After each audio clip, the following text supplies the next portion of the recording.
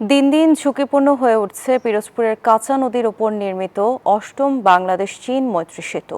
গত এক বছরে সেতুর প্রায় 1 কিলোমিটার বৈদ্যুতিক তার চুরি হয়েছে 3 বার। 3 মাস ধরে অন্ধকারে সেতুর ওই অংশ। প্রশাসনকে কঠোর হওয়ার তাগিদ সেতু কর্তৃপক্ষের। চোর চক্রকে ধরার চেষ্টা চলছে বলে জানিয়েছে পুলিশ। গোলাম মোস্তফার তথ্য ছবিতে বিস্তারিত ডেস্ক রিপোর্টে। পিরোজপুরের বেকুটিয়া সেতুর দুপাশের সংযোগ সড়ক সহ সেতুর দৈর্ঘ্য প্রায় 3 কিলোমিটার। গত এক বছরে 3 বারে সেতুর প্রায় 1 কিলোমিটার বৈদ্যুতিক তার চুরি হয়েছে। বান্ডেল থাকলে প্রতি সেনমানিতে টাকা বাঁচবে। বিকাশ সেনমানি বান্ডেল কিনে জিতুন প্রতি লেনদেনে। ফলে অন্ধকারে রয়েছে সেতুর প্রায় 1 কিলোমিটার পথ। রাতে চলাচলের ঝুঁকিতে সেতুর ওই অংশ। পথচারীরা ভুগছেন নিরাপত্তাহীনতায়।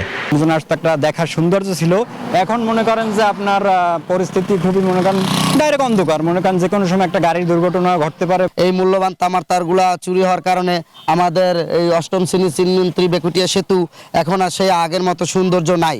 বিদ্যুৎ সংযোগটি চালু করা না গেলে সেতুটিতে রাতের বেলা ছিনতাই ও নানা অপকর্মের আশঙ্কা করছেন সেতু ব্যবহারকারীরা। আমাকে ওই রাত্রে চলতে অনেক সমস্যা হয়। অনেকগুলা লাইট আছে, জ্বলে না। এমনকি ওই প্রান্তে যাবেন, দেখবেন সন্ধ্যার পরে অন্ধকার হয়ে যায়।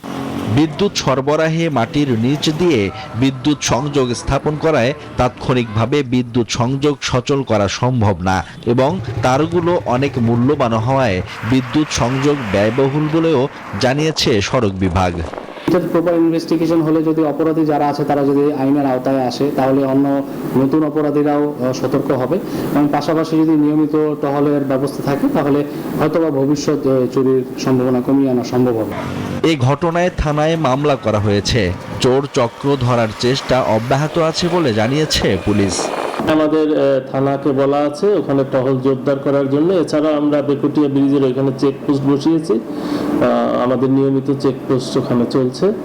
চীন সরকারের আর্থিক ও কারিগরি সহায়তায় 898 কোটি টাকা ব্যয়ে নির্মিত অষ্টম বাংলাদেশ চীন মৈত্রী সেতুটি 2022 সালের 4 সেপ্টেম্বর চলাচলের জন্য খুলে দেয়া হয়।